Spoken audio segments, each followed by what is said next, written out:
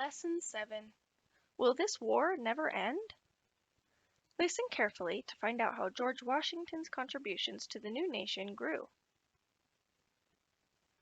By the spring of 1778, General Washington and his Continental Army at Valley Forge were in much better spirits.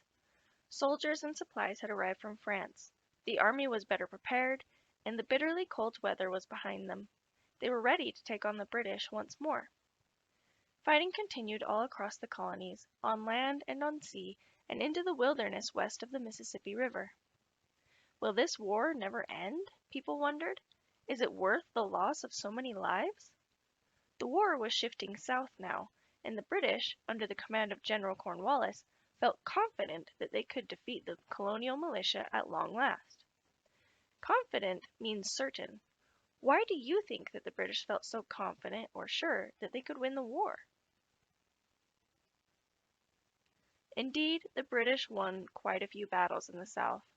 Little did they know that their successes were about to end. In 1781, 6 long years after the first shot of the war was fired in Lexington, Massachusetts, or the shot heard round the world, things began to look promising for the Continental Army. George Washington received news that 28 French ships were on their way to the coast of Yorktown, Virginia, where General Cornwallis and the Redcoats were camped. He was very excited. George Washington came up with a plan to trap the British. How do you think the French ships could help Washington and his army trap the British? General Washington's troops, now camped in New York, marched all day and often through the night to Yorktown, Virginia, a town built on the banks of the York River, just a little inland from the Atlantic Ocean. While Washington moved his troops overland, French ships moved in by sea. The British couldn't escape by land because the Continental Army was blocking them, and they couldn't escape by sea because the French ships were blocking them there. George Washington and his forces had the British blocked from both sides. British drummer boys waved a white flag to show they were surrendering, and bands are rumored to have played a tune called "The World Turned Upside Down." The word surrendering means giving up. The British knew that they had lost the war. It must surely have seemed like an upside-down world to the British, who were used to winning wars and ruling colonies. Now they had lost a war. They would no longer rule over the American colonies.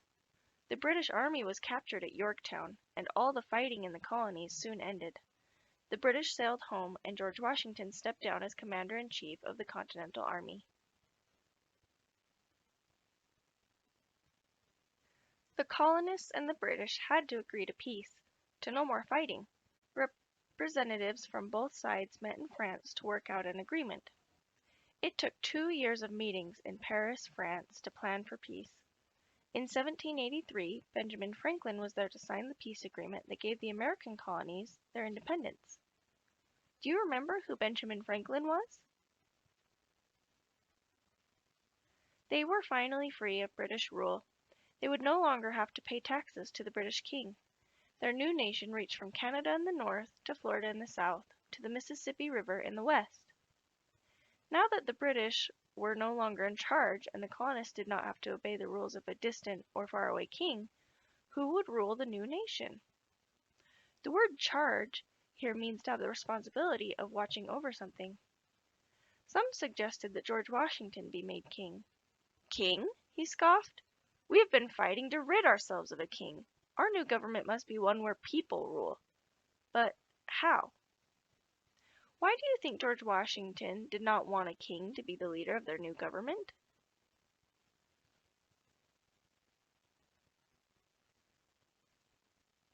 George Washington, exhausted by 6 years of battle, wanted only to go back to his family. He loved Mount Vernon, his home on the Potomac River in Virginia. He dreamed of being able to ride peacefully about his farm, listening to birdsong instead of shouting out orders to his men.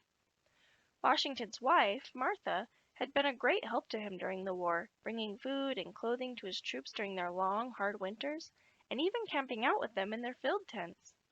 She, too, looked forward to spending time with her husband in the comfort of Mount Vernon. But George Washington was not able to relax on his farm for too long, as you will soon learn. How did General Washington win the war? With the war over, it meant that the colonists would no longer be ruled by the British king. Who was going to be their new king? Who was Martha Washington? How did she show patriotism during the war? Did George Washington remain commander-in-chief after the war ended? In the beginning of the read aloud, you heard that some people questioned whether the war was worthwhile. How do you think they felt at the end of the war? In today's read aloud, you heard, the British felt confident that they could defeat General Washington and his men at long last. Say the word confident with me. Confident. Confident means that you are sure or certain about something, having no doubts. I'm confident that Tuesday is the day after Monday. There's no doubt in my mind. Tell me something that you are confident about, perhaps something that you know how to do well. Try to use the word confident when you tell about it. What's the word we've been talking about? I'm going to read some statements. If you're certain the statement is true, say, I'm confident. If you are not sure about the statement, say, I'm not confident. School is open today. It will never rain again. All birds have wings. Plants need water and sunlight to grow. I won't have homework tomorrow.